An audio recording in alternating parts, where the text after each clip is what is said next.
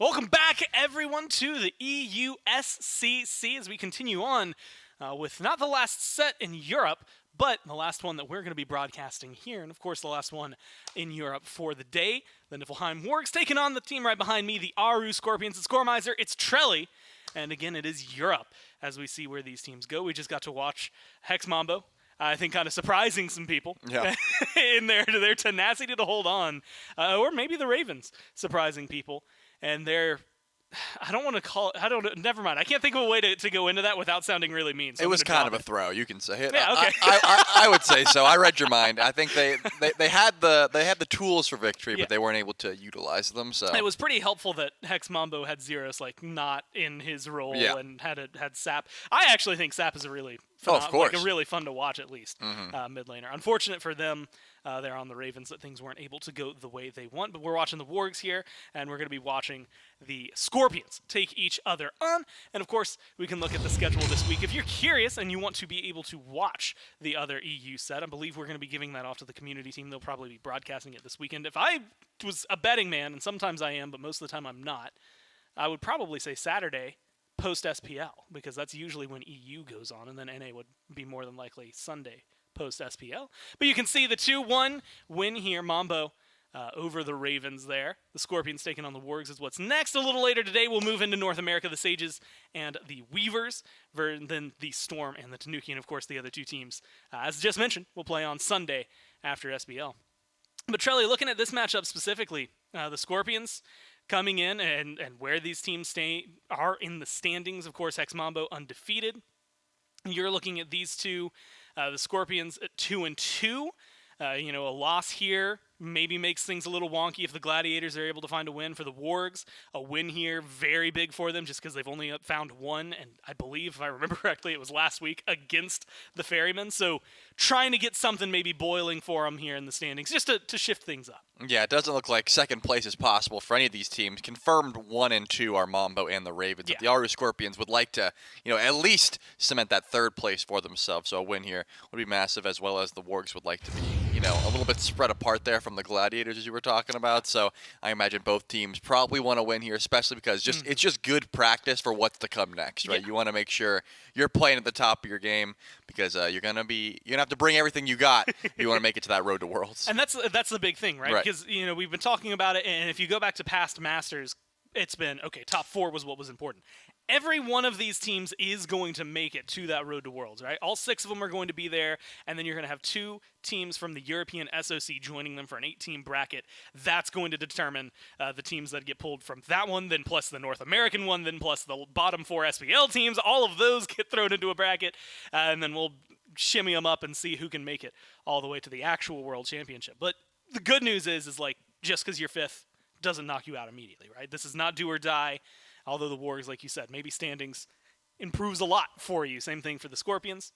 And so that's where we can dive in at this. Over the last couple of weeks, things have been definitely interesting for some of these teams. The Scorpions last week, if I remember correctly, had Ogabri playing in for him. I believe Panvich is still going to be over in the duo lane as the hunter, but Rapio is Panvich is mowing back over to solo. I believe for some reason last time I don't know. They've been a lot of shenanigans. A lot of moving around. Yeah. And so maybe some consistency here for a team that's sitting in the middle, trying to solidify a 3rd place spot. Could be a good play for them. Yeah, I'd say so. They've been looking extremely clean, as a team that, I believe didn't start the phase looking that solid, but have really, not this phase in particular, I'm talking about Season 9 has been really coming into their own. I know there's been a ton of roster shakeups in the EUSCC, right?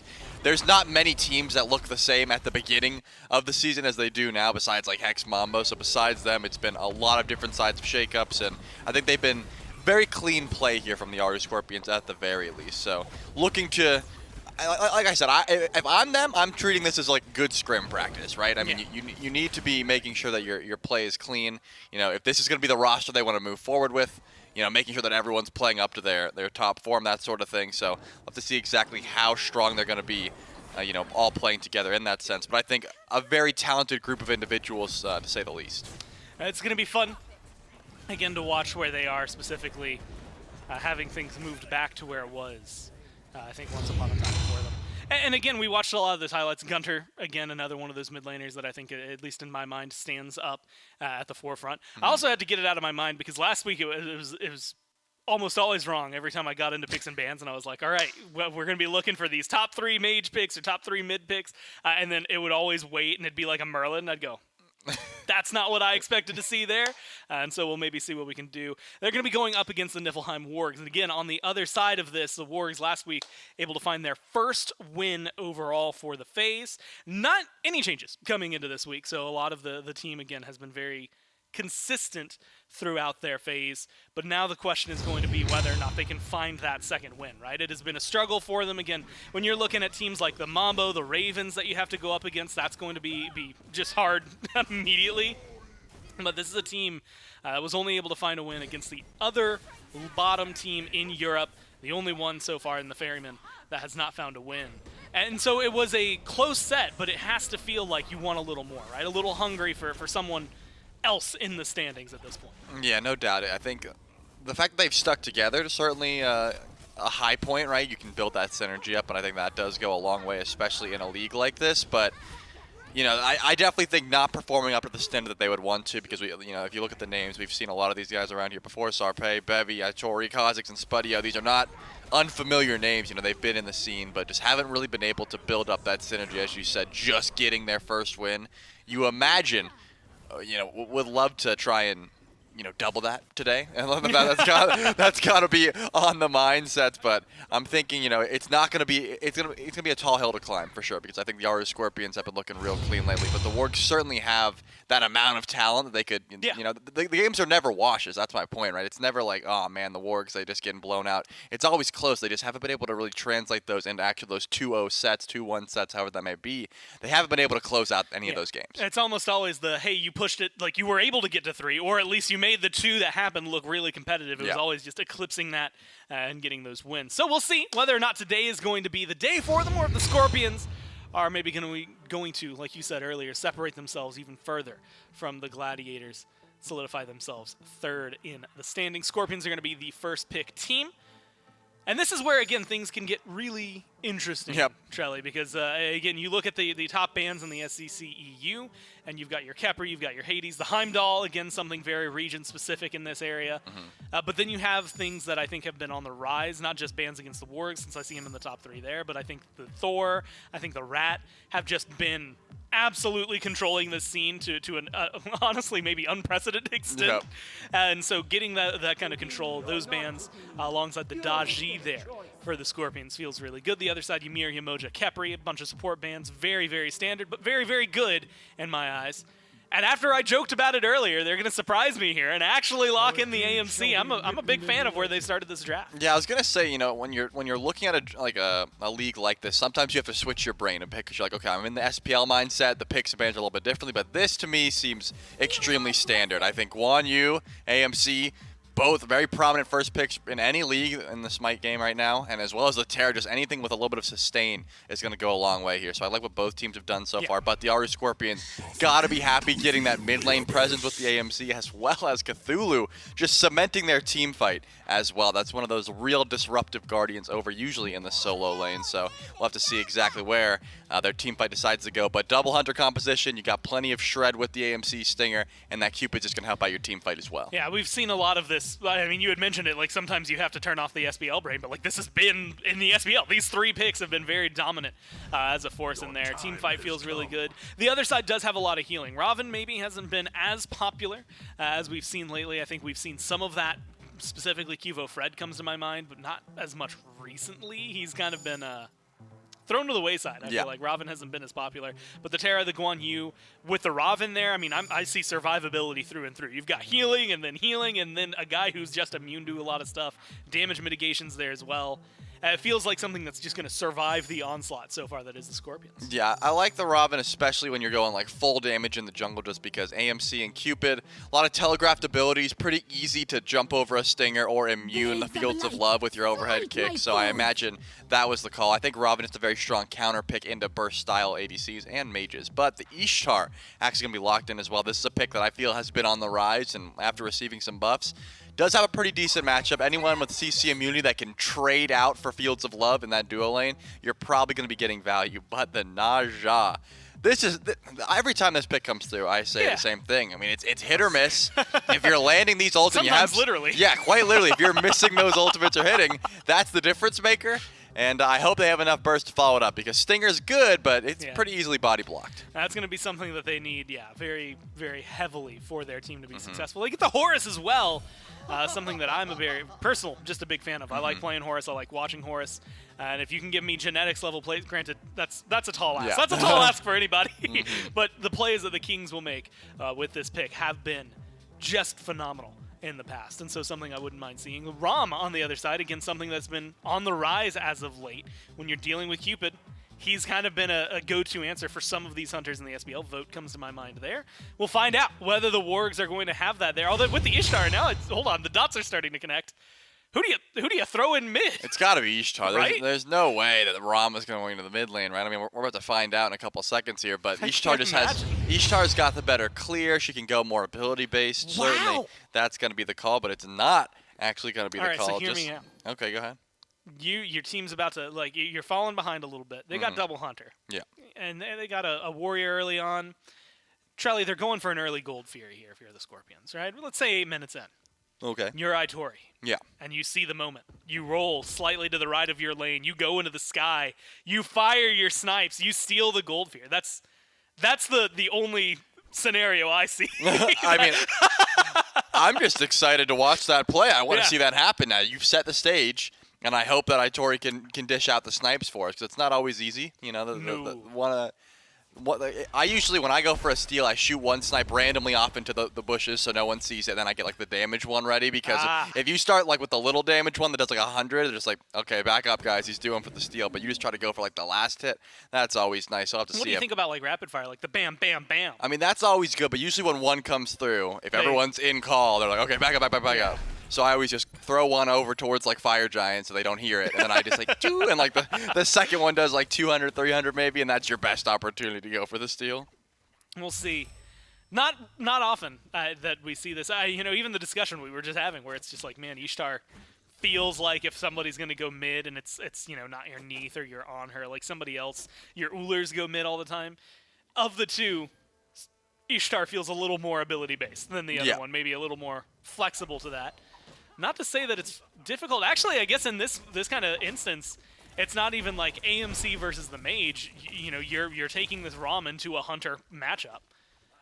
And so we talk about the AMC, because you had mentioned the Stinger being pretty much important and very, very, I think I would argue as a linchpin for the Scorpions to find success. And you're looking over at the Rom on the other side, and it feels like it maybe is picked because, it's not going to out-clear him, but when it comes to damage potential, you're still going to be rocking a lot in mid lane. You're going to struggle these first few levels, because everybody does. But after a while, you should be mostly fine. Yeah, I tend to agree. I think not many mages or other hunters can match up to AMC's pressure anyways, so might as well go for something that cements your late game. And I think that's kind of the mindset here. The issue is, though, the reason these very heavy physical comps can work, usually with the AMCs, because of the prot shred. Not to say that the Wargs don't have a fair bit. If they're all focusing, whoever Bevy decides to shred down with that Tolu Assault, maybe that's the call. But I think Fizz protection still going to get a ton of value here for the Aaru Scorpions, especially if they're able to isolate these hunters early on. Itori, it just takes a while for Rama to really start chunking. The snipes are going to be fine. You do use Dev Gauntlets pretty well, but you just aren't really in that hard carry position until much later on in the build. It'll be maybe something worth watching over here. Purple Buff Invade successful from the Scorpions. I was wondering if Preds was going to end up having to pay for it with his life, but doesn't seem like the Horus is really that worried about it. This is where it gets, at least in my eyes, Shelly, a little more fun, because I feel like we're so used to kind of certain standard team comps that there is usually a very standard, support build that comes with it. Very standard solo, very standard, for hunter builds, things like that. This feels like we're going to get to see a shift, because you've got 4 physical on both sides. Admittedly, you could maybe ignore the Horus most of all. He still has some prot shred, but not to the same strength as the Taolu Assault. But you've got double hunter, You can already see both of the supports going into a sovereignty. It feels like that's going to affect every single one of these Hunters builds. The AMC maybe the least of all because he's already got the shred, but there's a lot of pressure on them to like step up and still be able to kill these tanks that are at this rate going to get super tanky really fast. Yeah, I want to see how early Spudio gets kin size for that reason, right? Because you're looking at Pan Vitch, who's got to be on this Cthulhu, going to have so much HP, and the Ishtar just gets a ton of value out of kin size, just proccing it consistently onto that Cthulhu. I think same mindset here for Itori. So again, we'll have to see how these ADCs decide to build because only one really has to get the executioner, even though it's such a strong pen item. You can say, hey, I'll shred the prots for you. You can go like more attack speed. You can get some crit in there. I'll have to see if the crit build comes through as well because that's been extremely strong. The Shadow Steel Shuriken rush right after Dev Gauntlets as well. There's just a lot of different builds at the moment that you can really go for. Can you imagine like Preds hitting you with a stun, prots getting shredded immediately because you're stunned, and as you'd mentioned earlier, that's the cleanest setup for Gunter to hit you with a stinger. Yep. And then Davey just slams like 5 crits into you. Yeah. Oh, yeah. I'm crying thinking about it. I don't care who it is on the other side. The Kazakhs might, with a Spectral Armor late game, live through something like that. So definitely, definitely some fun play to potentially have around that.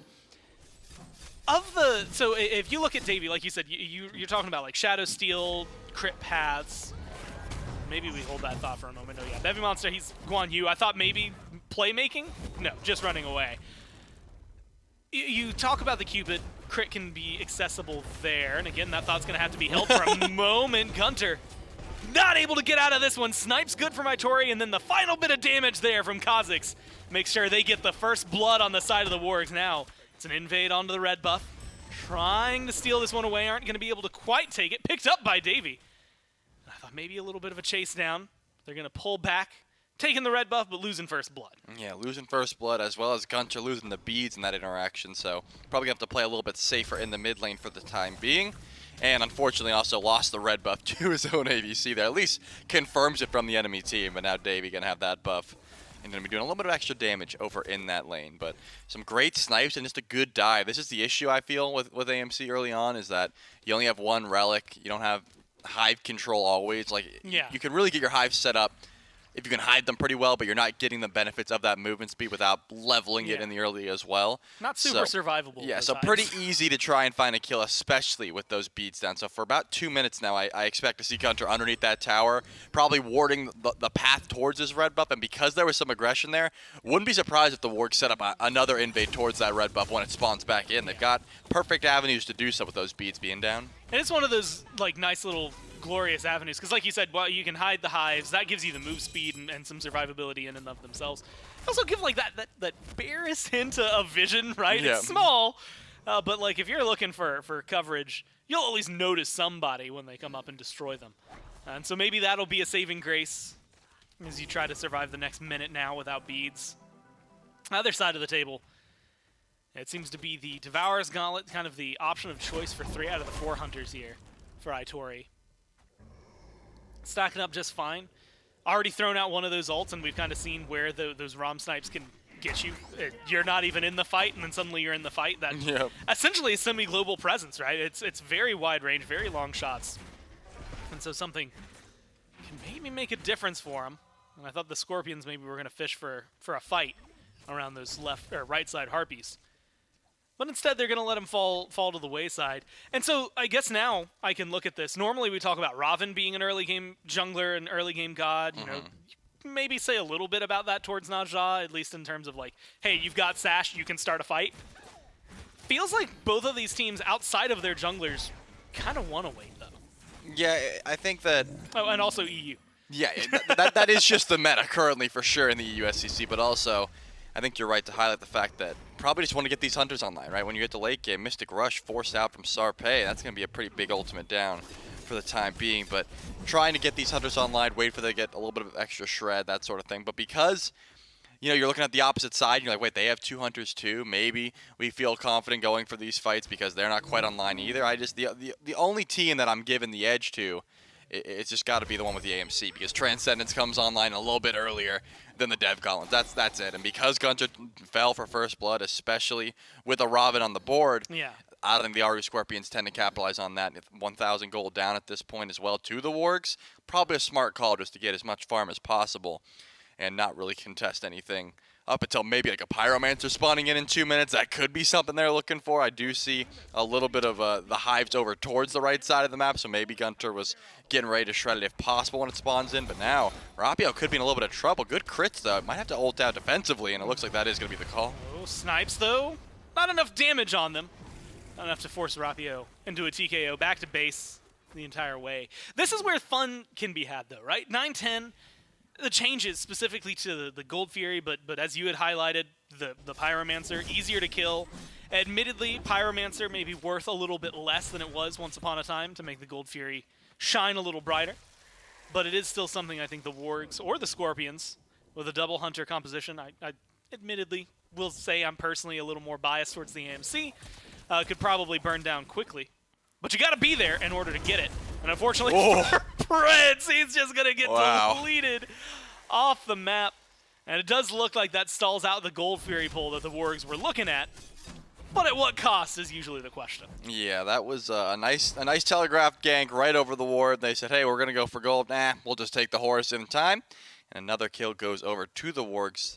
This time both going over the duo lane. That's pretty solid. Kha'Zix with the first blood, and then Spudio getting that second kill as well. So going to have a little bit of extra pressure in that duo lane.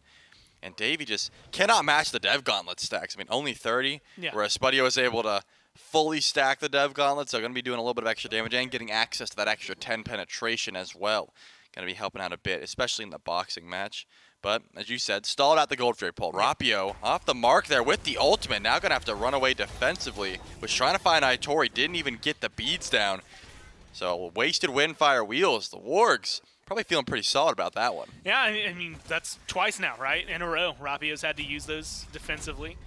Again, worth mentioning, Aprillium was there, the last 2 weeks, I believe, in the jungle here for the Scorpions. And so it has been a little bit since we've seen Rapio, though Tenure definitely showcases skill more often than not. Just an unfortunate couple of scenarios to find yourself in where you're not able to get the most out of your ultimate that maybe your team would want or potentially need. Still not too bad, though, right? If grand scheme, you're talking 11 minutes in, like hardly 1,000 gold towards the Wargs, not even. And so with that kill, and specifically the last kill being onto a support, you stall a Gold Fury. They haven't been able to get a Pyromancer. The Scorpions maybe not happy with the way this game has gone so far. Rapio already almost has that ult back because the Jotuns. So it feels like they're going to be able to get more active in this game pretty soon. Might still wait a little bit longer just because, Gunter, Davey, waiting for the builds to catch up. But otherwise, as long as they can stall out the gold lead, they don't have as much to worry about. Yeah, they don't. I'm trying to figure out who's going to be burning beads here for Rapio, because it seems like, Rapio was that ult to me was a desperation ult, not in the sense of like, oh, we're gonna lose, but in the sense of I'm tired of sitting back. I want to just go for like a max range Windfire Wheels and see what I can find. Doesn't land, doesn't get the beads, gets nothing down. So Itori would have been safe either way, but no one's burning the beads for this Naja, and that really does make your life a lot easier. Wanted to see if a possible red buff invade would come through, but Kha'Zix not going to be stepping up here, especially with Sarpei over on the left. It looks like it will be a Gold Fury pull. Last time Preds walked up, it got shredded, but this time they're not going for the pull. They're looking for this Gold Fury. I'm impressed. Well, they're going for this. Gold Fury's getting low. Wargs able to secure that one, but the fight afterwards starting to be a different story. Sarpei tucking up into the sky and slammed down to the ground. Rapio, credit for the kill on that. Still maybe looking for a little bit of aggression, but so far it's a 1 for Fury trade. The Wargs back off and they can get out cleanly. They'll feel good about it. Itori caught, out, locked down. Damage trying to return, but he's not able to kill him off. Instead, it's 3 down on the side of the Wargs. The Scorpions still running forward. Spudio has to use the beads to avoid the knockup, but the sash is there. The damage follows through. One more shot, one more auto, one more kill. The Scorpions pick up 4. Yeah, that was a beautiful sash there, right as the beads timed out and right before Spudio was able to get around that corner where that sash would not have been able to CC.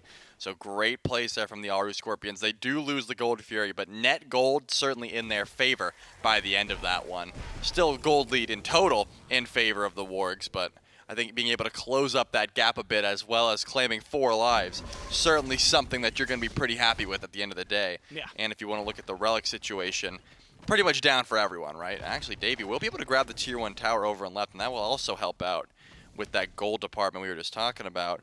Either way, though, the Scorpions probably they probably needed that, right? It wasn't the... It's probably just me. I get so nervous when I it's see just minions. When they leave just the minions to it, I get so nervous it's not going to die. Yeah, and here's the other thing. It's not an exact science. I've looked at it before, and I'm like, okay, I'm going to leave 3 archers and a big minion, and it's at 200 HP, and it'll get the tower. But then another game, it'll be like the same situation, and it'll live on 50. And I'm like, what do you mean? Like, I've done the math. I've watched this before.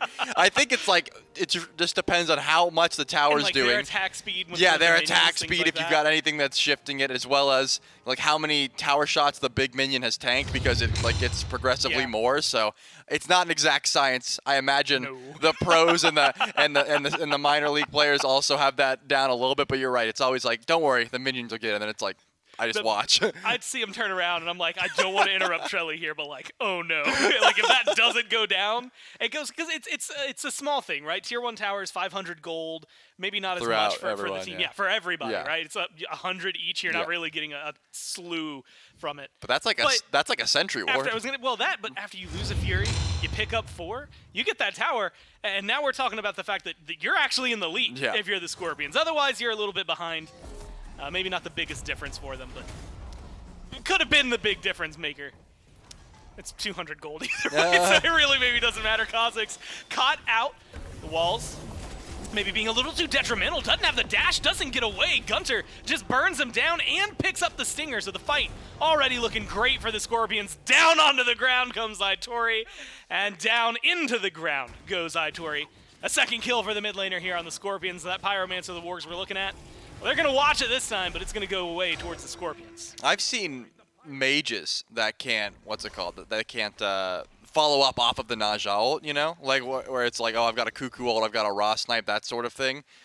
And that was a great by Banvich. I mean, it was up in the sky, in the Descent into Madness, had incredible just height, and was able to time the knock up there for Itori to make sure that death came through. Sarpei forced into the Mystic Rush. As the Aaru Scorpions, they're just going for this tower as well. They have no fear in the world. They were able to grab that Pyromancer for themselves and a tier 1 tower to boot. That extra gold in their pocket. We were talking about the gold lead for the Wargs up until this point, but now it is all Scorpions for the time being. It looks like a little bit of gold. Spudio is going to answer back, at least grab that tier 1 and left. But besides that, the Aaru Scorpions, we can't imagine, are too worried anymore, right? Gunter sitting 3-1 on this AMC, Rapio 2-0 on the Naja. I would say these hunters are starting to get online. It's a dangerous game when the hunters get involved, right? All of a sudden, you're potentially getting knocked down to insane levels. Especially when you look at these builds. Chin size finished over there for Spudio. Again, you had kind of glanced on it. I was waiting, maybe with bated breath, to see if there was going to be any crits. So far, that seems to be no-go for all of them. And I guess that makes more sense. When you're looking at the builds, and I guess the way you had kind of mentioned it, but like, I see a lot of health.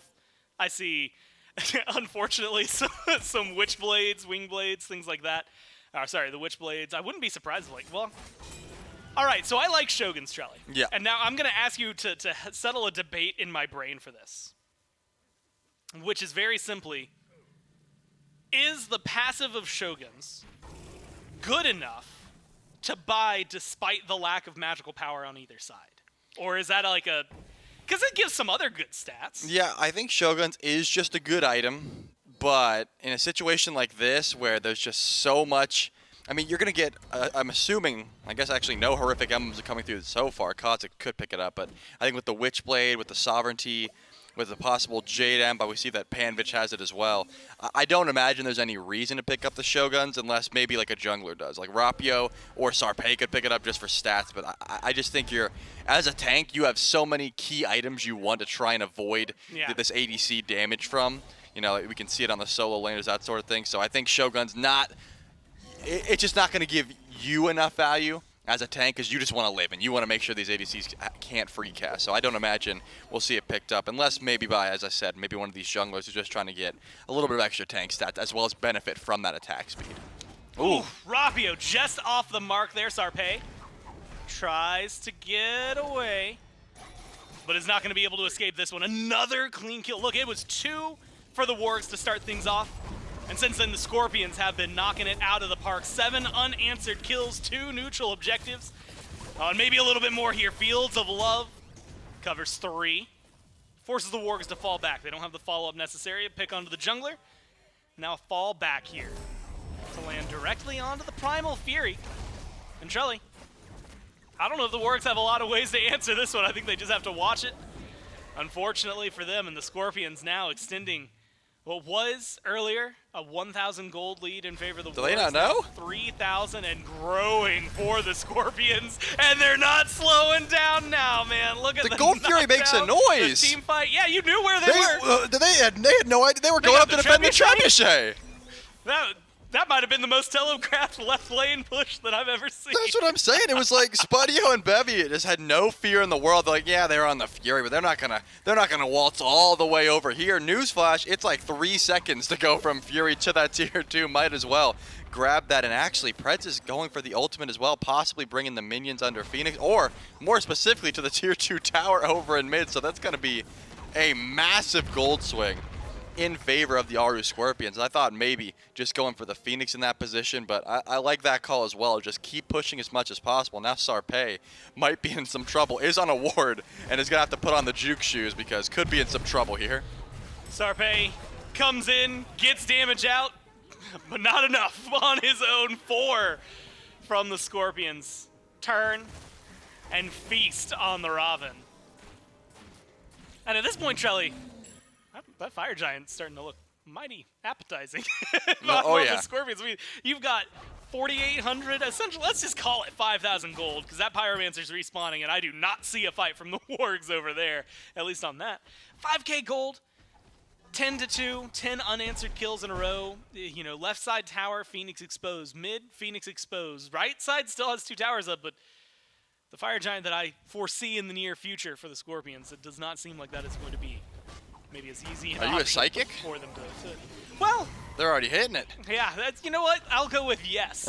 Let's say I'm a psychic. You can ignore the prediction I made at the beginning of the game that completely fell apart. Instead, look at this one. They'll get the Pyromancer for funsies, but this is just a very, very comfortable, very solid fight and lead for the Scorpions. Itori going for the proxy farm here, waiting for the wave as Panvich. I don't think he's going to be able to make it over to the Rama in time. And now I'm just confused as to what I'm watching at this point. I was going to say, like, are you going to wait for the wave? It looks like possibly is going to wait for the wave. No one going to make it over to the Rama in time, I'm assuming, because of too far away. Panvich is, I was going to say, makes the dash, but not going to make it in time. In that situation, though, the Aaru Scorpions have plenty of time to try and go for some farms, so I do like the call here. And a possible gank onto the Cthulhu is the play here. Goes up into the Descent into Madness. But look where the rest of the Scorpions are. They're going to be getting some farm over and right. Stop backs as much as you can. That bird should be gone. Yeah, if you can control even 2 of them, 1 of them, and that was just enough of a delay there from Panvich to make sure they stayed locked in. And then it's very easy. And just like you said, they walk up and they take that right side Phoenix pretty much no questions asked. And now, Trelly, what was 5,000 going into that, has suddenly blossomed into a very comfortable almost 10,000 gold lead. And, you know, you're talking about it earlier, and we were looking at it. Davey from behind, not able to get the same stacks that Spudio was getting. The farm was behind. The itemization was behind. Now, not only has the lead, has the level, like the experience gain on it, just finished off the starter item. Feels like everything's coming up Scorpions right now. And it's a very difficult spot to try and defend from. You already lost the left side Phoenix because your team trying to play aggressively if you're the Wards. So here's the question I have for you. Defense-wise, double hunter, you're missing out on some of the things that mages provide to you. Ishtar maybe makes up a little bit for that, but do they have enough on the Wargs to repel around these last 2 safe havens that are the Phoenixes? It's not going to be easy, and I think that's because, you know, Gunter can die, but when I look at the rest of the Aaru Scorpions, I don't see too much avenue for death. I mean, Panvich has been playing pretty flawlessly here on the Cthulhu, positioning quite well. And the Wargs actually seem to be setting up for a gank here. Actually, it looks like the teleport will be channeled here from Panvich. I was going to say, Panvich over and right, not going to make it over in time, but it looks like that was spotted out, and Panvich TP'd in to make sure that gank didn't happen. but it's going to be very difficult to kill anyone that's not Gunter. And I think if the Niflheim Wargs all in for the AMC, and they're going to be trading too much in that process already, that left side bird is starting to get auto attack down, some good poke onto it. But it's not going to be easy. Even with the itemization here for the Wargs, I would say these ADCs are not quite online just yet. I don't think it's Exy Kins and you're done. I think you need a little bit more. We'll see if they can even do anything about it. I have never seen a Phoenix shredded so fast. I mean, they like walked in, not enhanced Fire Giant. They just take it the old-fashioned way. I guess Double Hunter does that for you, right? When you've got something like a Cupid, an AMC, on that amount of space that the Wargs just gave up. So Trelly, suddenly we're down to the conversation of one Phoenix and potentially one team fight from the Scorpions. That could push things over the edge, give them a win. 4 towers, math, hard sometimes, still standing on the side of the Scorpions. Something that the Wargs are going to have to push through if they can repel this. Patience is the name of the game whenever it comes to a sub 30-minute Phoenix. Patience's name might be shortened. What's a nickname for Patience? Because they do not seem to want to wait too much if they're the Scorpions. They will get repelled slightly, but they have had a very successful Fire Giant so far. Yeah, they got about 8 seconds on that FG, so probably smart to dial it back, go for the Oni Fury in the process, and then reset for a Fire Giant once again. I'm trying to think, what's another synonym for Patience now that you got me thinking about it now? Waiting. Yeah. Patience. Man, because of the way I said that, I'm going to go off small tangent while they reset. Of course. Feels like it's fine. Yesterday, I can't remember what it was I was talking to Katie about, but I sounded so obnoxiously southern. And, like, when it stands out to me as, like, egregious, that means that, like, I grew up around the accent, so of course it makes sense to, like, sometimes I can hear it in my voice. Like, if I ask someone, what do I sound like? Most of the time, even if I'm, like, doing my best to stifle it, they're like, well, you got a little southern in there. And then, like, there was something, like, I said, like, pillar cases. Pillar cases? Yeah, and I looked at Katie, and I just put my head in my hands. I said, I'm done with the sentence. Like, I'm out. I got to tap out of the conversation for a while. Yeah, that'll happen. And I got some more for you since we have the time. So more than waiting. Because of the great patience, because of the great restraint, the tolerance. And also the calmness. Yeah, so those were some synonyms there for patience, as you asked for, and I think it's going to pay off here for the Aaru Scorpions because they get a free Fire Giant for their waiting. They didn't have to try and go for that middle Phoenix. They didn't have to try and force, a little bit too much. Now, they've got their ultimates once again. They got Preds already channeling this ultimate, and it looks like with the Oni minions coming through, I'm going to guess either mistimed or they couldn't decide what they wanted to do there. That would be my guess. I was like, are they going for the end? Are they going for mid Phoenix? But Preds didn't go too far right side Phoenix. Plus, even with the minions, my thought process was if you could time that, like if he launches a little earlier, you just take that full minion wave to like mid, and all of a sudden you're knocking down that Phoenix, weaken Phoenix on right. Still, they get a Phoenix either way, and that one is right side going down. Fire minions pushing forward a little bit in there. This is where it gets so, just so awkward to defend. Because you have one Phoenix, you got 2 waves of fire minions you got to deal with, and it becomes a lot more complicated to try and win this fight. Aggression from the Wargs trying to repel this, but they're taking too much damage in the process. Bevy Monster is getting burned down, but barely makes it out with their life. Unfortunately, it is not what you could say for Sarpei Bevy as well. Shot by the B and taken down at the very end. Mid Phoenix is going to be the target. That's 3 birds gone. Fire minions not quite caught up on right or left, but with the healing available to the Aaru Scorpions with 12 unanswered kills and nothing but net positive in the jungle bosses. They're going to take game number 1, put themselves up on the Wargs. And perfect stat lines from the tanks, by the way. 0 kills for Panvich. I mean, that was just, like, I think 5 kills, 4 kills, 5 kills on carry, jungle, and mid. That was just, they were making sure they could get their late game characters to late game and just flourish there. I mean, well played, and we were talking about the patience, and I think actually did play that as perfectly as you can, right? When you see your Fire Giants at like a 30-second timer, do we need to go for the Phoenix? We have a 10k lead, sure, but there's always another Fire Giant. It's going to spawn back in, and I think the Scorpions was so patient there, and they played to their strengths extremely well. No, they played to those strengths. They win the game because of those strengths. And now we get to figure out whether or not they can take it 2-0, or if the Wargs have an answer back the way we've seen in the past. All of that and more, of course, right after this.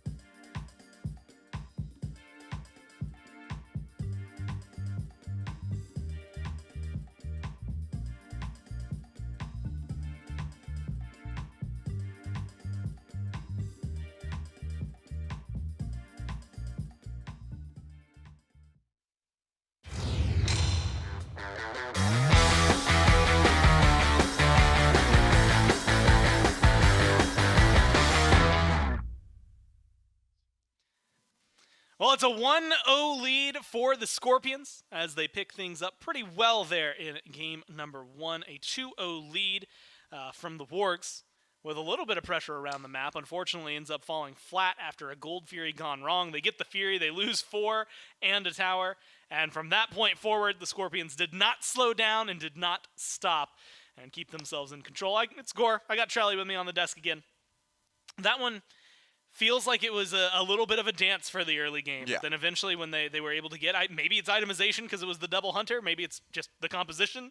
But once the Scorpions got their heels dug in, they were able to push forward. Yeah, it seemed like, after the 2 kills that we saw the Wargs get, they weren't really able to use that into anything. The Aaru Scorpions, I feel probably pretty confident with their late game. And I had the concern about who's following up with Rapio. It seemed like that wasn't an issue there for the Aaru Scorpions. I mean, Rapio was consistently hitting those ults later on, and the follow-up was always there. The rest of the team was following up with that Najah quite well. And like I highlighted before as well, perfect tanked stat lines. I mean, Panvich and Breads didn't take a single kill from these carries. They were able to use that gold effectively, and it was just tons of damage coming through from the rest of the Aaru Scorpions there. I think patience was the name of the game, and they played perfectly with their strengths. Yeah, I think being able to hold on, specifically around that mid-Phoenix, there's a little bit of a dance that ended up working well for them. Unfortunate for the Wargs. There were a couple of fights very similar to that one. Bevy either caught out, or sometimes even when they attempted the fight, like here, towards the very end, that things just did not go maybe as well as they anticipated. It didn't catch that. Yeah, the honey of all things, being able to spread the bees there and get the kill on the Bevy monster as they retreat. Feels rough. Like it's just rough, man, when you get killed off like that. 0010 you had mentioned there for Panvich, 4-1 and 7 for the AMC. But it's the Najah, the Cupid, that I think stand above the rest there, right? Both undying, both able to be very active in that game towards the late game, and Davey specifically coming from a deficit to be able to find all of that power. It was very fun to watch from the Scorpions there. Maybe, wow, does not reflect as much in the damage. Not a high amount considering how quickly they burned through people. You didn't have to get any of that poke heal and deal it again. They just dealt with them the old-fashioned way. And when I look at the healing numbers, look, when you tell me there's a team with Guan Yu and Terra on one side, and that their healing quite literally together was less than everybody on the Scorpions, or everyone individually on the Scorpions. I mean, the 2,600 to 2,700 from Davey alone is incredibly impressive, but then the healing from the Horus, even the healing that came out of the Cthulhu, very surprising to see to me. Yeah, and I also think that not a great matchup for the Terra. I mean, into the AMC and the Cupid, we saw a few times in those highlights where Kha'Zix was threw the stone down, was about to dash to the monolith, and then immediately got a Stinger or Fields of Love and was like, well, that's half my kit gone. I can't dash through. I can't dash again. So I didn't think that, I think from Picks and Bans as well, not the greatest composition there for the Wargs into what the Scorpions had. So maybe in Picks and Bans, game number 2, they've got a different game plan because it just didn't quite hit for me in game number 1. Well, it sounds like we have to find out. And what better way to find out than here on the Picks and Bans screen? I would like to. Maybe things can shift around. It was a first pick AMC last time for the Scorpions. I believe Ymir, Yemoja, Khepri were the bans from the Wargs. Mm-hmm. We'll see how some of these shift up. It was the Ratatosker. Yeah, you got to shift. Like I can't shift. There's no desk here. The cup shuffle. You can pretend. I mean, it looks like it, kind of. How good would you rate your mime skills? Like, I can just put my hand down and there's glass there. Can you do that? Nailed couldn't tell. It was my other hand that made that noise. Made the thunk. Yeah, and I think that... Also felt really nervous the second time I went to put my hand down because I was like, this is how we lose another chunk of glass on the desk, is just doing some dumb bit. So it is a shift, right? We get the Thor, the Ratatosker, the Daji once again from the Scorpions' other side, the Yemoja, the Khepri, and the Amuz and Ka band away instead of the Ymir.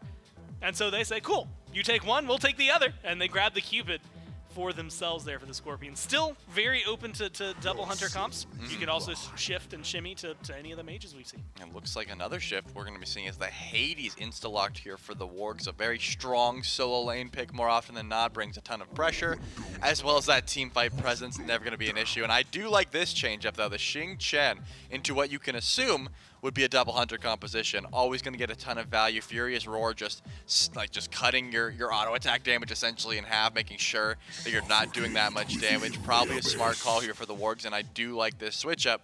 That does, of course, leave open the Aaru Scorpions to run back. A big part of their composition last game was that Cthulhu. They're going to grab that second pick just as easy, but this time they might grab that Terra for themselves, and they do. And look, Cthulhu, Cupid, Terra, that's a really, really solid top 3. Chelly, yes. Smite meme question for you. Please do. Have you seen the what is the name of the Witch Doctor song? That might just be the name of it. I actually don't know. Yeah, the Witch Doctor. Or it might be called the Witch Doctor. I thought it was by the Witch Doctor. Either way, that song. Have you seen the edit that somebody went in with and put Xing Qin in the middle of there? No, what is it? Just, well, they sing the same thing, right? But instead of ting tang, it's like, Xing Qin. Yeah. But they put his voice. It's very funny. At that point, it's also probably like 5 years old. So for those of you who are out there maybe looking for it, it might be a little bit of a deep dive to try and find that. I also think it was only on the SMITE Reddit, not like on YouTube or anything. So like that makes it even harder. Yeah. Good luck finding it to anybody who wants to go out there. Charybdis locked in alongside that Hades, that Xing Qin, and the Morrigan, who we've been seeing a lot more of as of late. And with the Charybdis locked in, I mean, very safe in the duo lane. It feels like with the Xing Qin, you're good against a potential double hunter. We're getting standard mages that we're used to seeing in the mid lane between the Vulcan now and this Morrigan. I think the Wargs have been taking some very, honestly, really good shifts into their draft dynamic. Yeah, I think so as well. And this draft, to me, doesn't scream Fenrir, but I guess that's just a pick that the Scorpions like to go to. We know that it's something that they've enjoyed playing with, but, you know, when I think of Fenrir, I think of either like, you know, great targets for Brutalize, or you're just looking for targeted picks with your Ragnarok and you're trying to get picks off of that. They've got decent beads burn, and I suppose once again the composition is trying to facilitate the carries. You know, trying to let this Vulcan get online, trying to let this Cupid get online. I imagine that's the play, and Fenrir does that quite well. Just early pressure. You know, don't die by carries, because if you do, you might get pulled under tower, that sort of thing. And then late game, hopefully your carries just return the favor and they you know, kill everyone else with damage. Well, Bastet, admittedly, because you had mentioned the Fenrir, and I immediately thought, well, I guess not going to see them on the left side because there's a Charybdis there. Maybe something early as we get into game number 2 between these teams. But it was a Bastet at the very end. Again, maybe not high on my list of people to see when Scream is not in the game. Sarpe is going to be loading that one in. Oh, and Kha'Zix might be in a little bit of trouble. There's a blink early.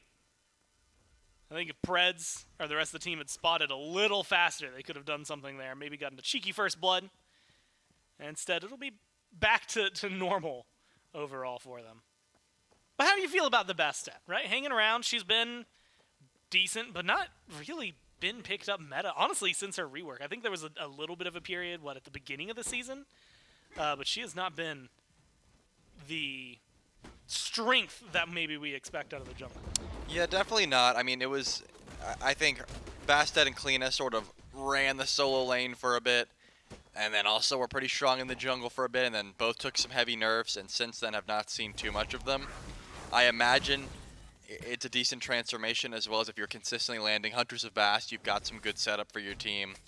It doesn't scream to me that it's like a fantastic in this matchup, but any assassin that can get aggressive early and dive Gunter on this Vulcan, I feel probably going to get some good value here. So Sarpe should be looking to just find some aggression wherever possible. I don't imagine you're going to the solo lane too often, because Hades and the Cthulhu, you know, it's just not an easy time to try and find aggression there. But Svadio stuck at level 1 here and not going to get too aggressive, but actually winning this trade so far. Davey dashed forward for this. You would think, first off, grabbing your dash level 2, not maybe uncommon. Well, you'd think you'd get something more out of it. And at that point, it was just a little bit of aggression. I also want to give a small shout-out. This is a very weird one. To Gunter's level up skin, which is the Stranger Things level up, just because I did not realize how much I love the noise that comes out of that until this set. And I might have to take mine off random. Like, just permanently set it to that. This feels very solid over in the mid lane. Surprised to see some aggression over a duo, but everything ultimately calming down. Between these junglers, I asked this last time. I said they felt relatively early. I had to watch him hit 3. Sorry, I didn't get to see it the first time. Do either of these teams get online a little earlier than the other? Like, can we expect the Bastet or the Fenrir to maybe be the show stealer for the first few minutes? In my eyes, you know, Sarpe has kill potential for sure, but Rapio definitely has better 100-0 opportunities. Preds is going to be able to sustain up here. I was worried about a little bit of aggression, but looks like not going to be coming through after the hearts and the healing. But, you know, I think Rapio has the ability to get active early, especially up into the Morgan. You know, if you're forcing out that ultimate defensively, it's on such a high cooldown. And then what does Aitori do for the next 2 minutes or so? Yeah. Probably nothing. But given the way that Rapio piloted the Najah last game, I would not be surprised if it was just sit back for a bit, play for, you know, maybe 10 minutes or so, maybe get aggressive afterwards, wait for some objectives, that sort of thing. I think that's just the play style. And again, this doesn't scream to me a great Fenrir game. You know, I think it was just something that Rapio has went to time and time again, feels confident on. But doesn't, just because you picked it doesn't mean the kills are just going to flock to you. I see 4 beads and a Xing Chen. Not going to be easy to find some Ragnarok targets. Yeah, not. And not only is it 4 beads and a Xing Chen, but the other one's a Charybdis as well. So it's like beads plus Whirlpool plus ult. Like, Spuddy is going to be the worst target maybe for the Fenrir, but that's not going to stop Rapio from coming over here.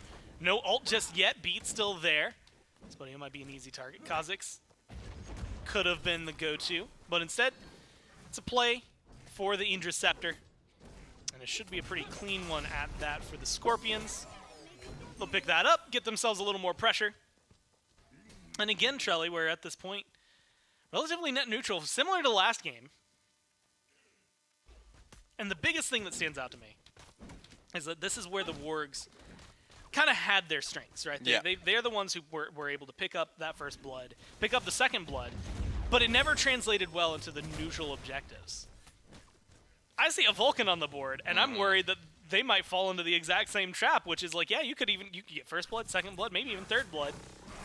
But I see that guy, and unless Aitori is transforming into a Vulcan to outpace the ult, probably know where that objective is going to be going. Yeah, I would say so as well. The turret and the Earthshaker have been such good, not only confirmation tools, but also good burn.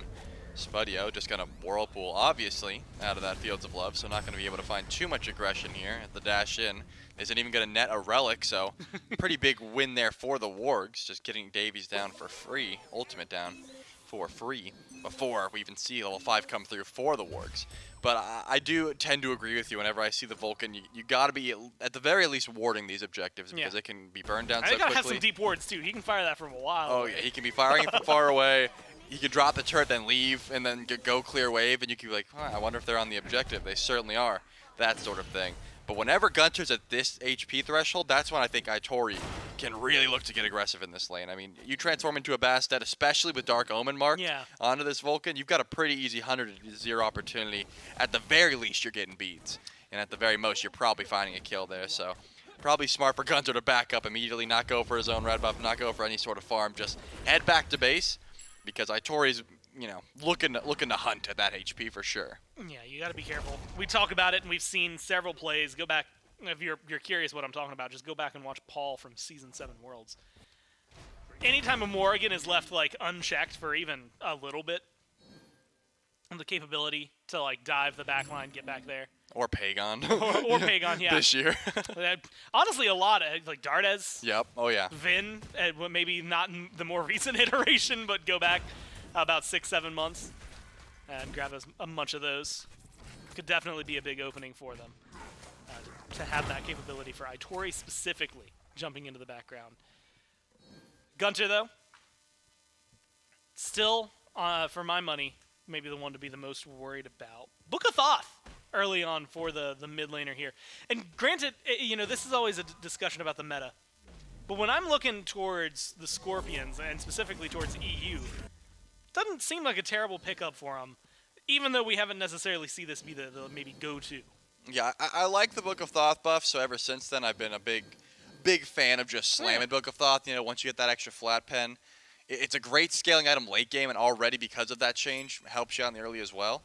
It's just, you know, do you want that extra survivability? Is Warlocks on your mind? Do you want some Divine Ruin, that sort of thing? But I love this pickup, and I think it just helps your early game damage scale so much faster. Like, if you're worried about your burst potential, if you're worried especially about the objectives you were talking about, I think Book of Thoth cements your early game as well as the late pretty solid. It just does make you a little bit squishier. So especially when you're up against something like the Morgan, it usually means you're going to have to play a little bit back because of this reason. It looks like Hunter is feeling a little bit of that aggression, as we just saw Aitori and Kha'Zix we're trying to find, at the very least, relics. But Gunter's been holding onto the beads super well as well. I want to compliment that. Has not used the beads yet, and because of that reason, has not been found too much aggression towards this Vulcan in the mid lane. Yeah, Sarpe doesn't have a lot of places to look. Yeah, it's very difficult to try and get aggressive when no one else is forcing out these relics. Well, it'll be fun to watch. Something shakes up here. Preds is aggressive, but also a Terra. So it's going to walk out of that one just fine. Charlie, I'll be honest with you. I almost miss, and it's for the dumbest reason, but I almost miss the Book of the Dead meta. Okay. Well, actually, for 2 reasons. One, I liked seeing these weird immobile mages all of a sudden being viable. Like Zeus. We're getting Zeus and Anubis Hell, games. Yeah. Because they couldn't exist otherwise. Well, maybe you have to hold that thought for a second. As Preds tries to get out of here. Dash is good from the Cupid, but there's a toss back from the Xing Chen looking for the first blood. The Wargs just gotta find it. Luckily, they've got what they need. It's a 4-man rotation. Sarpe finds 1. I really thought that Preds was going to be able to get the cooldowns back up at that point. I mean, it seemed like such a long fight. Just another dash? Yeah, triple ultimates, making sure to put down that Terra.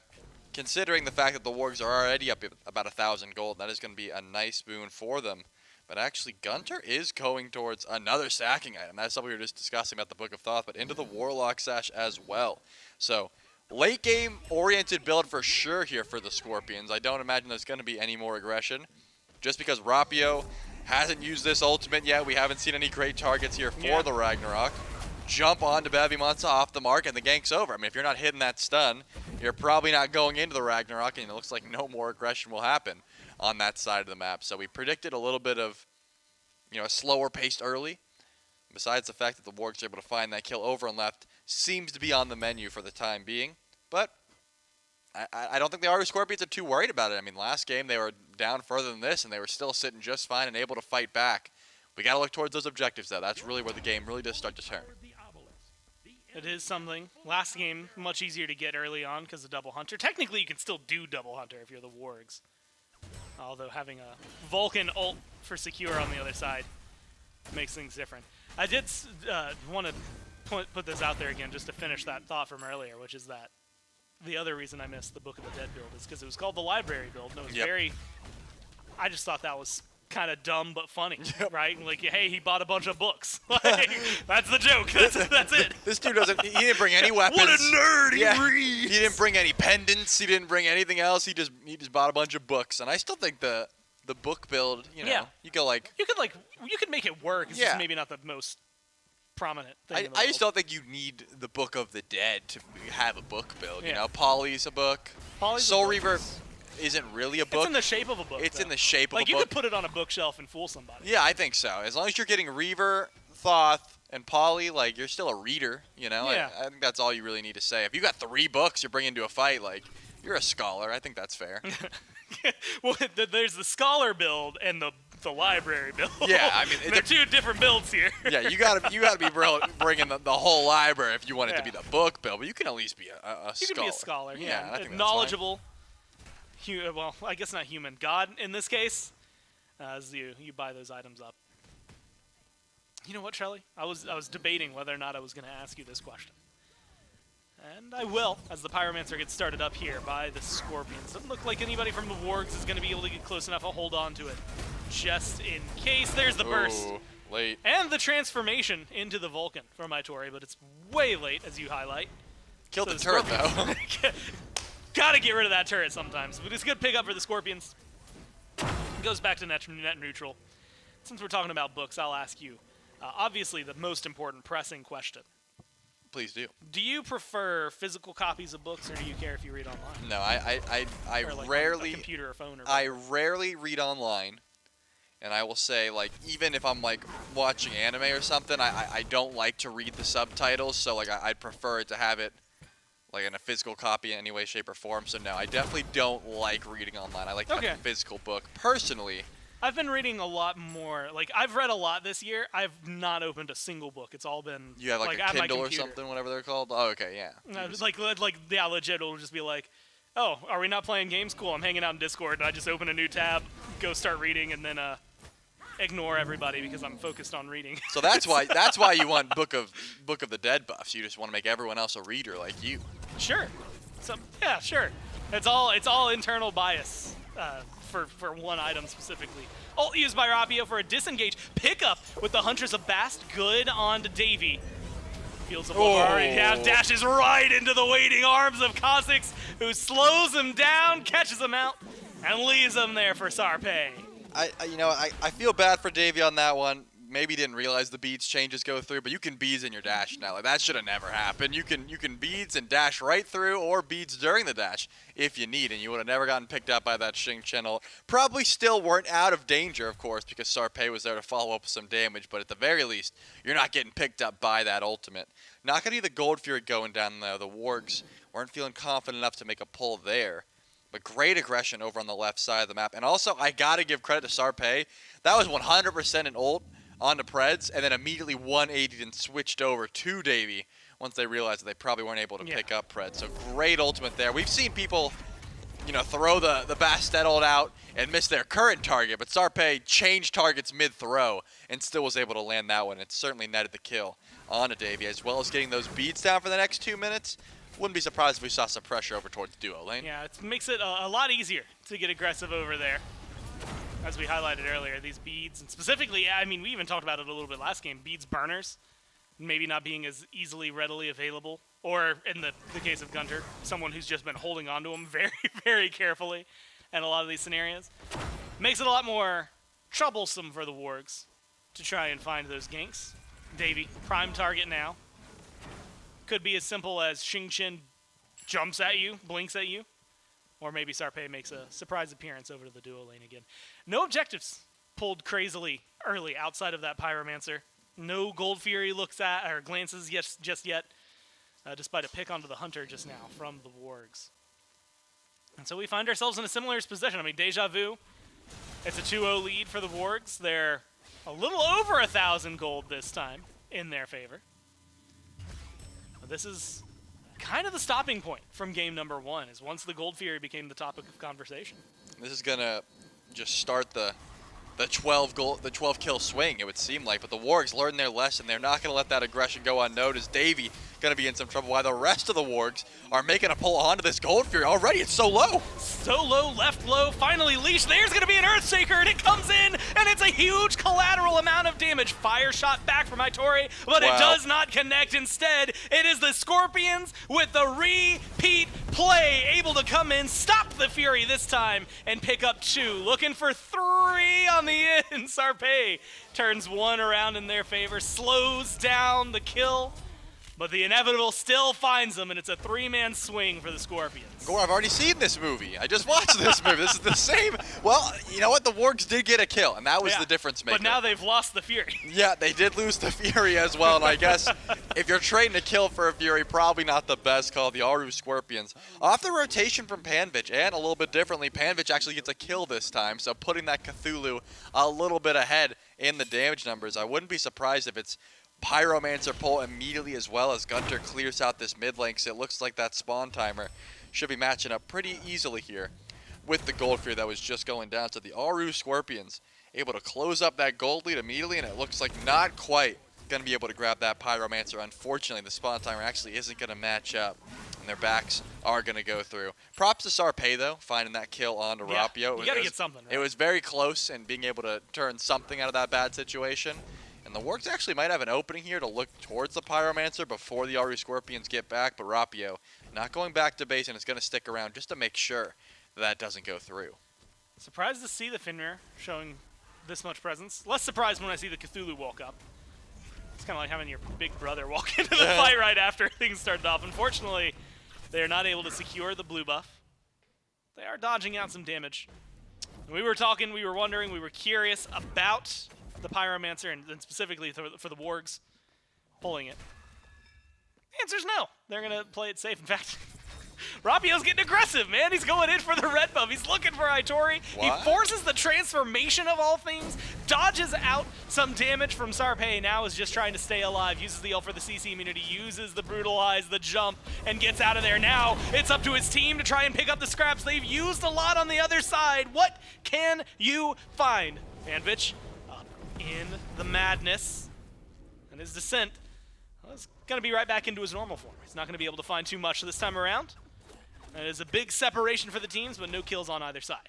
Descents into madness and then descents from that madness. Not going to find much, as Rapio did force a transformation out of Aitori, but now that Pyromancer we were talking about before could be getting looked at here after this tier 1 tower. It seems like the Aaru Scorpions are pathing towards that way, as maybe Panvich trying to defend the tower in the meantime, because we see it. Spudio is split pushing for the time being, but Pyromancer goes down. And now the Aaru Scorpions, they're not turning tail and running. They're looking for a fight here. Sarpei gonna be the target, but Bevimonsta jumps in. If you get a kill here, and you see, the back actually comes through from the Charybdis. If somebody had showed up on that tier 2 on left, it would have been a go button for a Fire Giant super early. Low health for Bevy, low health for Kha'Zix. But it is not going to be a kill for the Scorpions just yet. And it looks like they're going to hit the reset button for everything. Try to fall back on this one. Regroup. Now, Trelly, we're talking, it's 18 minutes. With the way that the Scorpions have been playing, despite the fact that the lead's only like 1,100, if even, not even full for them. All of a sudden, we're just looking at this Fire Giant in a much more realistic conversation. Yeah, it does seem like it got a little bit more doable for sure. Since both ADCs are over on the left side of the map at the moment, probably not going to be the call, at least for the time being. I am amazed, though, that it was a very similar engagement of just 2 kills for the Wargs, overturns the Fury. The Aaru Scorpions team fight out it, win out handedly, and get the Fury in the process. Of course, last time they didn't, but so similar to the way that game number 1 went. You would hope to see, some form of change here from the Wargs. And I think, off the back of Aitori, personally, I have not seen the Morgan get active at all. Bottom of the damage charts. I would have loved to see that aggression, but this ultimate has been forced defensively so many times by Rapio that I just don't think that Aitori's been able to get aggressive. Hasn't been able to get to Gunter in the mid lane or the back line at all. So I'm not seeing enough from this Morgan pick, but I do understand whenever your ult's getting forced defensively, it's very hard to get active after that, right? When your ult's down, you're not diving the back line anymore. You're more so focused on clearing waves and hoping to get that build online. With the Polynomicon finished, as well as going into that Magi's, a little bit more safety and damage going towards that mid laner for the Wargs. Makes me feel bad. The closest we've seen, I think, for Aitori was that transformation around the Fury Pit where, unfortunately, I believe Gunter hit 3 people and Aitori hit 0, and that's like one of those moments where there's not much you're going to do. You just type Vulcan diff and then you leave. That's it. Yeah, you just you cry a little bit. Transformation into the Vulcan, what was that, around the red buff on Rapio looking for an invade. Things like that where you've got good damage turnaround, but maybe not good survivability. Rapio leaps in, forces the jump out of Sarpei. Bully Kha'Zix a little bit. Gunter seems to be in trouble now. Fields of Love used to try and separate some of the space there, but has to stay alive. If you're the Vulcan, they kill off Aitori. Somehow Gunter's still going. Not only still going, but he's finding the damage. Finally, Sarpei gets back there to kill him, but it costs him 3 for the single trade out of the mid laner. Now looking for the final kill they can find in this side of the map. Kha'Zix low, but it seems like just far enough away. Rooted, dashed, and Rapio's gonna get the kill that time around. The Brutalized putting in work, and a clean 4-man swing, with 1 on the other side in favor of the Scorpions. I mean, first of all, clean play there by Panvich. The root made sure the heart bomb hit, and that made Rapio able to dive with the Brutalizer to confirm that kill. But this was like the same sort of style of play from last time where I was like, oh, they can kill the AMC, but what else can you do? Yeah. Seems like nothing. This time it's a Vulcan. Yeah, it's the Gunter pass. Yeah, it's the same call, though. Gunter's doing a ton of damage, surviving through, as well as, first of all, great ultimate there from Preds. I mean, this Terrell was able to sustain and keep Gunter alive. Great relic usage as well from the Vulcan. Sarpei, unfortunately, dies for the kill again. Has been dying for the trade. And then you look and see the rest of the team's dead, and it's like, was it really even worth it at that point? I mean, I guess if your whole goal was to kill 1 person, it's better to at least succeed in that goal and give another kill away in the process, because a 1 for 3, I guess an 0 for 3 is worse than a 1 for 4, I suppose is the call there from the Niflheim Wargs. Either way, the Aaru Scorpions grab that Oni Fury, they push out the Trebuchet over and left, and now, we were talking about Fire Giant a bit ago. Surely it is on the mind here for the Aaru Scorpions, 21 minutes in. They've got their play for the Fire Giant, but once again, I see Davey over in left lane. Looks like not going to go for it just yet. Has the Trebuchet. A couple of towers over there as well if Davey's left alone. be a very, very fruitful endeavor for that push. Might also just be clear this next wave, then rejoin the fight, right? Get the Trebuchet into a spot where he can get aggressive. All right, Davy's 20 now. Now he's coming. And should have enough gold at this point to be able to upgrade his starter as well. So nice little power spike right before getting the Death's Temper. At least matching Spudio this time around. Preds needs to stay alive. Gunter won't be able to do the same there. 2 kills for the Wargs in the blink of an eye. And now it is up to the Scorpions try and balance this out. Iori transformed into the Cthulhu, the actual Cthulhu there for Panvich, trying to get some return damage, return control. With Davey joining the fight late. Rapio and Panvich unable to do much on their own. The Wargs find themselves in control of this one despite the 3,000 gold difference. Now going to lessen that even more. They kill off the Pyromancer. Yeah, not the greatest plays there from the Scorpions, but I think great by the Wargs to notice, hey, 16 seconds until both of Gunter's relics are back up. Let's force something now. And, of course, Gunter has both the relics now, but at the time was just off. I mean, the Huntress of Bast comes through, Sarpe able to pull back in Gunter, and at that point, Preds just used everything to try and keep this Vulcan alive, and it just was not enough. Tons of damage came through once again from this Vulcan, but picking him up before the fight starts definitely a smart call. The fact that the Wargs are feeling confident enough to pull this Fire Giant, though, the rest of the Scorpions are alive, but only Panvich and Davey are going to be in the Fire Giant pit to start this fight out. And it's going to be a little bit of damage thrown towards Panvich. Does not seem to be maybe going the way the Wargs wanted that to. Panvich shrugging them off like it's nothing, and now Kha'Zix is alone. The damage is there, and Rapia picks up a kill onto the support. Has to stay alive, has to get out of there, but Gunter, Davey, man, they come together. And they work out well. The front line for the Wargs dismantled before their very eyes. Yeah, that was unfortunate for Bevy. Great CC chain from the Aaru Scorpions, because you could tell. Wanted to go into that Pillar of Agony and just kill Rapio, but got interrupted so many times, was not able to channel that ultimate. And now Panvich is going to be on zone duty. Descent into Madness, not quite available yet. And it looks like not even going to have to zone. The rest of the Niflheim Wargs are going to be backing up in the process. So now the Scorpions able to grab this Fire Giant, and they can group up and push down what seems to be the right side tier 2 tower. They got a Trebuchet over and left, so they don't really have to worry about that lane for the time being. But the Aaru Scorpions, off of a little bit of a botched fight, losing Gunter and Preds, were able to stall that one out, wait for the teammates to get back up, and now have Fire Giant for themselves on 5, and that tier 2 and right certainly going to fall down. I imagine the rest of the Wargs will be able to back up in time to defend this right side Phoenix. But if they're feeling strong, they can walk up here. I personally wouldn't, but Panvich already charging in, going for this bird. Yeah, impressed to see what they're able to get out of this. So far, the towers, yeah, like you had said, would have been interesting to go for them. Oh. My God, Rapio just deleted before I could finish that thought. Now it's going to be the disengage. Can the Scorpions get out of here? Gunter get some damage. Panvich getting burned down slowly but surely in favor of the Wargs. The one Cthulhu trying to run away, the other chasing him down. It is not going to be a catch-up here for the Wargs. So they get the disengage, maybe bite off more than they can chew with the right side Phoenix, but that Trebuchet gets some work done. Takes the towers over there on left as well. This might be a dangerous game there playing Gunter.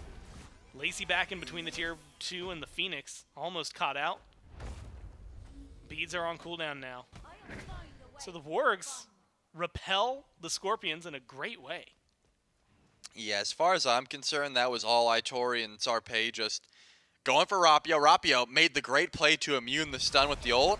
Immediately 180s and bites, but unfortunately Sarpe was already channeling the Huntress of Bast, so the CC immunity goes away, and the rest of the damage just absolutely deletes Rapio in that situation. And without their jungle and without Ragnarok, weren't able to fight that, so a complete retreat there. But now, Rapio's back up, and Ragnarok is available. So the Aaru Scorpions should be grouping up, at least for this Primal Fury, possibly to grab that last tier 2 tower in mid lane in time as well. But it looks like no more aggression here from the Warg, just going to let that Primal Fury go down.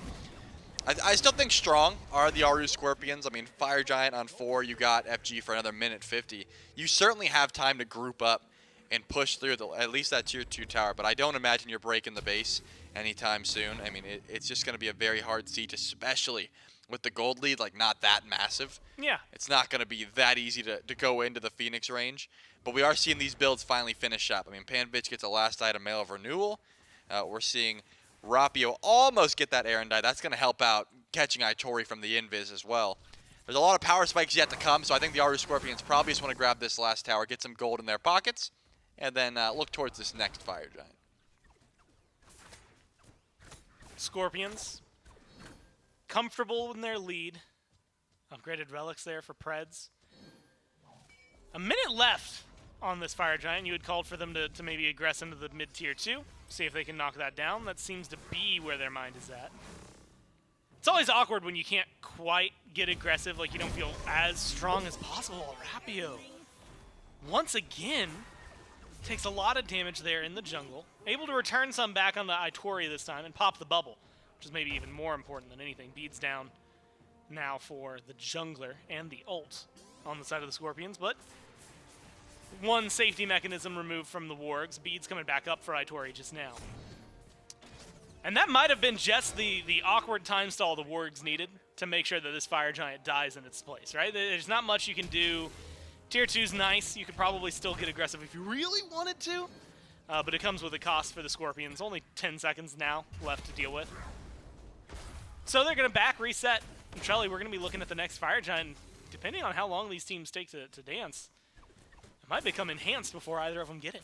Yeah, certainly could be the call. I asked a bit ago for some more aggression from Itori, and I think we have been seeing that. Itori has been finding Rapio in the jungle. I got you, Chief. Consistently finding Rapio in the jungle. Gets the beads down and the Ragnarok, and only loses the Magice in the process. If that's me, I'm certainly like panic ulting into someone just to try and escape. But Itori holds on to that one. And as you called for, Fire Giant should be spawning in here in a couple seconds or so, less than a minute, and then could be looking at a possible enhanced Fire Giant depending on how the Wargs do decide to play this. Itori wrapping around though. Not going to be sawn out by the turret, but it looks like Rapio will be able to figure out where this Morgan is now. But look at the rest of the Wargs. They're setting up for a possible ambush. Walking over wards are the rest of the Scorpions. Not feeling too confident though. They're not jumping out from the walls just yet. Yeah, like you said, setting up possible ambushes. They've left that one to the wayside. Big separation, though. I mean, look at where Itori is. Actually just spotted in mid. So a good spot by Doug there to point that one out. The ward in mid. Keeping some eyes. As well as the turret just sitting there. Yeah, the turret hanging out. Should know Itori and probably the Bastet are over there towards mid. Maybe giving the Scorpions an advantage, at least in numbers in the immediate fight. Also means they have to be careful for the loop around, which is what it looks like we're getting. Again, over the ward, over 2 wards, over 3 wards there for Itori. They know exactly where they are, and it seems to be enough. They get rid of Bevy Monster. Gunta is in damage, but gets the kill anyway. No, just some damage as Itori transforms into the Cthulhu so far. 1 for 1, Davey taken off the board a little bit earlier by the wards. Rapio jumps in, finds Spudio. Itori de-transforms and is now chased down, killed off. Preds gets that one. Kha'Zix caught out on the right side jungle. And it's Sarpei versus the world. The world does not seem happy. Gets slowed out, rooted. Preds trying to chase him down. And the team makes the pings. They've got a minion wave over here on left. They've got a Phoenix in their eyes. And they've got 20 seconds to work with only 1 player on the side of the Wargs, and he is not near the base. Yeah, Davy's down for 15 seconds, so they don't have their ADC to try and go for a Titan pull, so probably instant back into a Fire Giant, I have to imagine. Sarpei would love to stop some backs in the process and succeeds in stopping Rapio at the very least. Great plays, though. I mean, Itori had the perfect wraparound, was able to find Gunter before that fight started, but because of Preds popping the ultimate as well as just good peel from Preds, Itori got nothing done. Still a massive Earthshaker goes through and chunks Spudio pretty much 100 to 10ing him. And then Rapio's able to chase the backline and hit 1 jump and an auto attack to finish off the ADC. And now, you were talking about Enhanced Fire Giant. It looks like immediately is going to be pulled here. Because of that left side Phoenix just going down, those Fire Giant, those FG minions are not coming through just yet. So the Niflheim Wargs don't have to worry about that. They are going to stand up for the defense, but this Fire Giant's burning quick. Damage seems to be good. Fields of Love thrown off to the left side. Kha'Zix is the target. Grabs Davey, tosses him back. Davey, half health and dropping low fast. Spudio able to get that one, but they traded out Bevy Monster. Rapio looking for a little bit more. Has to use the beads for the disengage. Is able to stay alive after the leap. Fire Giant leashed. 1 for 1 trade. Bevy for Davey. And the Wargs are out of there. Scorpions might go back for a little bit more, though without Davey, the Fire Giant loses a little bit of its luster.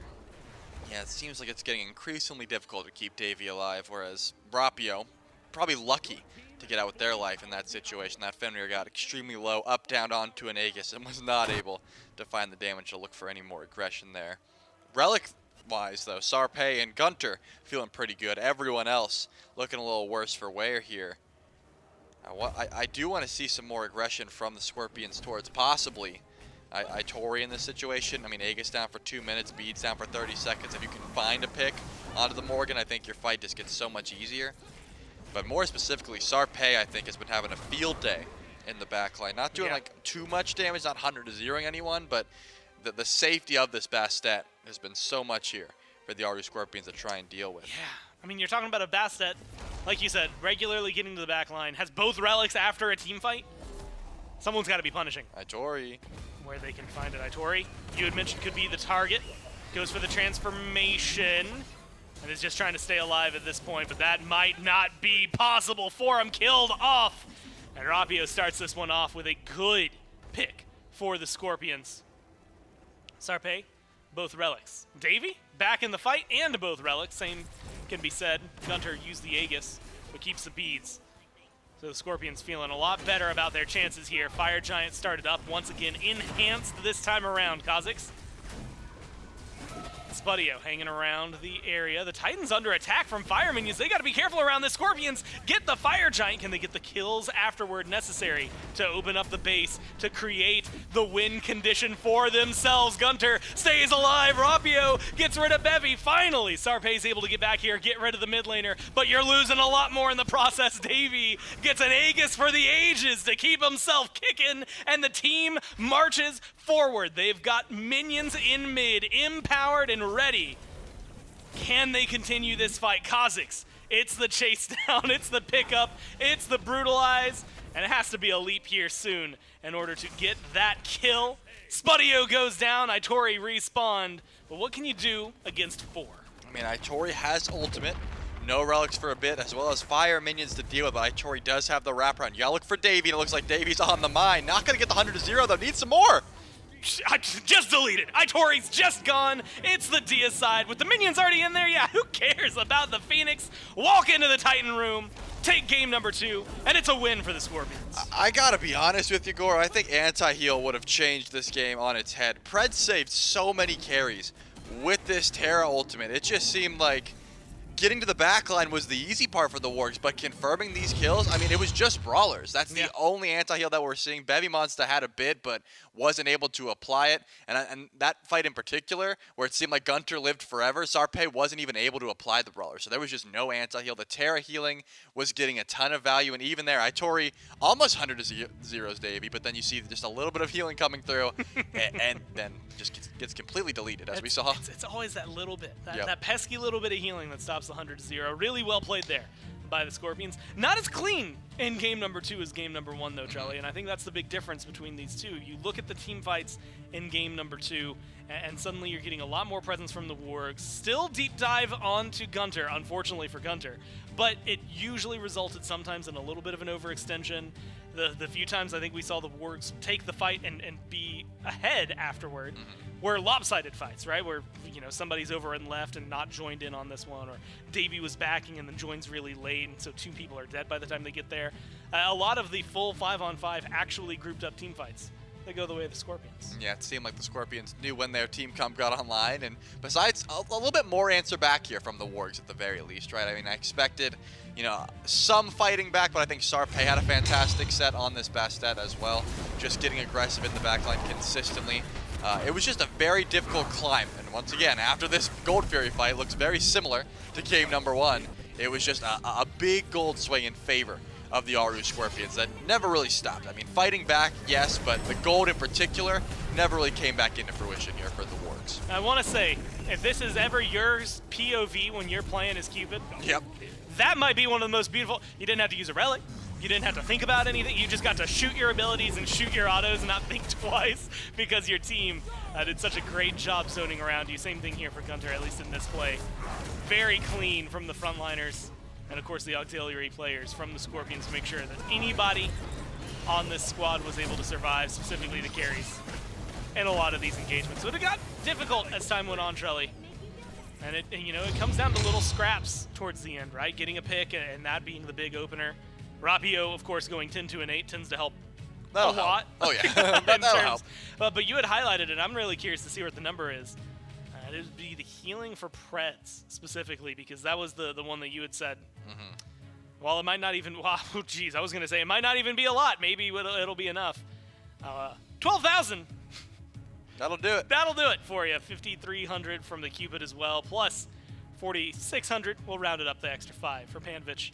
Feels really solid for the Scorpions in a lot of those fights because of that. Yeah, and I understand the position Itori's in because, on the Morgan, you feel like I'm going to turn into someone with anti-heal, so I don't need to build it myself. I know for my taste, I never build Divine Ruin on the Morgan, but in a situation where you're like, that's probably 3 different kills that could have been confirmed with just a little bit more of anti-heal, maybe a Cursed Ankh from a tank, something like that, could have changed the way some of those team fights went. But either way, well played by the Scorpions. I feel like going into the game, like spawning in at 1 minute, they knew their plan. They knew they weren't going to be worried or stressed about 1 to 2 dropped kills in the early.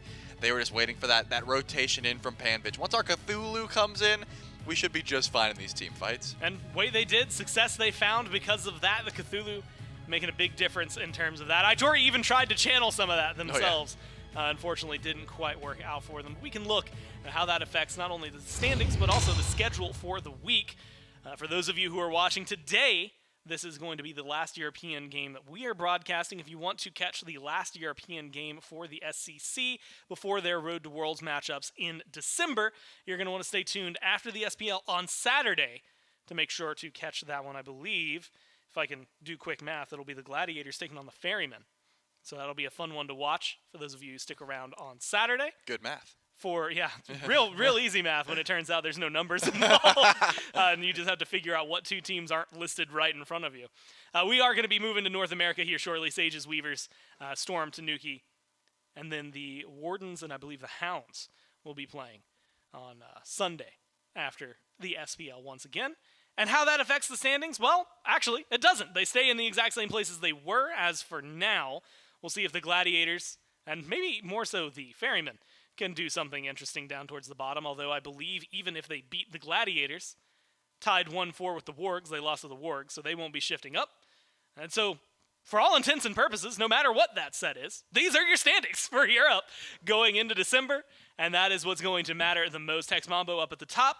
Again, these 6 teams will all be there no matter what, and so those will be playing against the top 2 from the SOC that has been going on, and they will be finding a couple of teams from Europe, and then a week later, a couple of teams from North America, and then a few weeks later, throw them against some of the bottom SPL teams and see who can make it live to the World Championship there in Arlington, Texas at the beginning of January, the 13th through the 15th. Woo.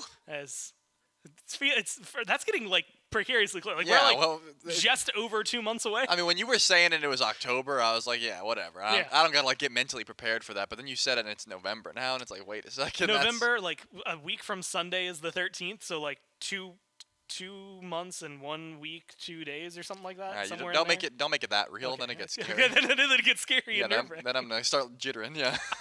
Well, it's just around the corner. Not just for us, but for these teams that have been playing. That's gonna do it, though. A wrap on Europe for today. We're gonna kick it to North America, but before we get there, we're gonna take a quick break.